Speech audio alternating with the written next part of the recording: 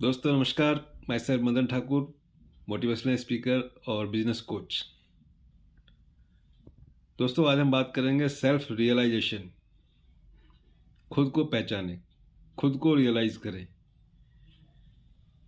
क्योंकि होता क्या है कि हम ये भूल जाते हैं कि आखिर हमारी पावर क्या है, हम क्या थे। क्योंकि समय की धूल इतनी ज़्यादा हम लोगों के ऊपर पड़ जाती है, हमारे मस्तिष्क के ऊपर, कि हम खुद को ही पहचान नहीं पाते हैं कि हमारे अंदर क्या एनर्जी है, क्या पावर है और हम क्या कर सकते हैं। दोस्तों एक कहानी है। एक बार क्या हुआ कि एक शेर का बच्चा गलती से मेमनों के झुंड के बीच खेलता खेलता आ गया। छोटा बच्चा था। जब अपनी माता के साथ, अपनी शेरनी के साथ जब वो घूम रहा था जंगल में, घूमते घूमते शेरनी जंगल के किनारे गांव की तरफ आई। वो बच्चा भी साथ साथ में शेरनी के साथ अपनी माँ के साथ आया और उसने गांव के ग्राउंड में, खाली ग्राउंड में कुछ भेड़ बकरियों के बच्चों को, मेमनों को खेलते देखा। वो शेर का बच्चा उन बच्चों को देख करके, छोटे छोटे मेमनों को देख करके उधर की ओर भाग पड़ा। और जब वो उधर की ओर भाग पड़ा तो शेरनी जो है उस बच्चे को लेने के लिए जब गांव की तरफ दौड़ी तो जो उसके ग्वाला था, जो गाय बकरियों को चुगाता था, उसने देखा तो शोर मचाया, शेर शेर शेर।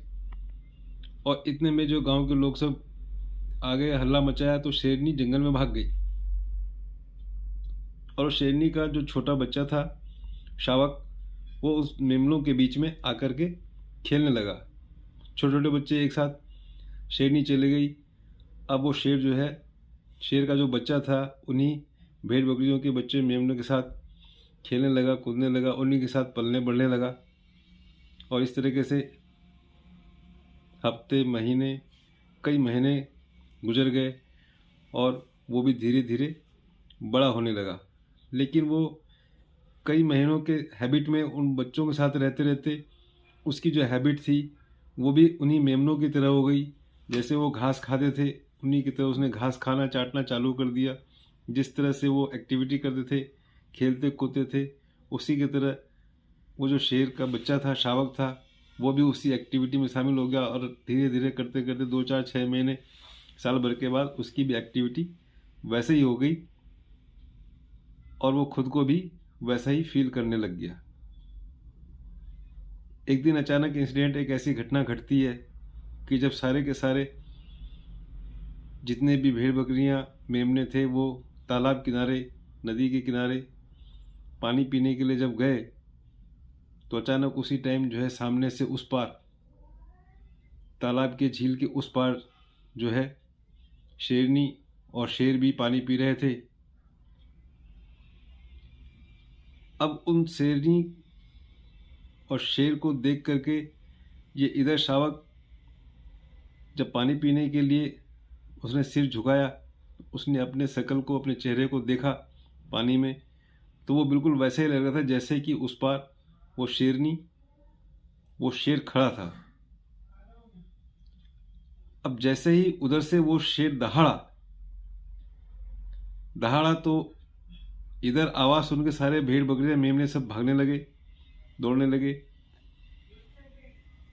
लेकिन वो भी जो शावक था वो कुछ देर रुका और रुकने के बाद उसने फिर सिर्फ जैसे ही पानी पिया तो उसमें पानी में अपनी जो है शकल देख करके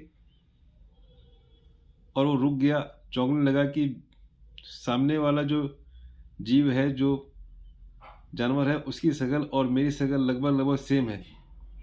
और जैसे ही वो शेर उधर से दहाड़ने लगा, उसकी दहाड़ को सुन करके इस शावक के अंदर भी एक एनर्जी आई, एक क्रोध आया।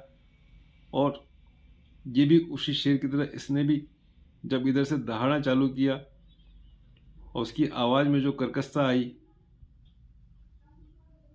उसको देख करके आजू बाजू के सारे जितने भी मेमने थे, भेड़ बकरियां थी, सारी की सारी भाग गई।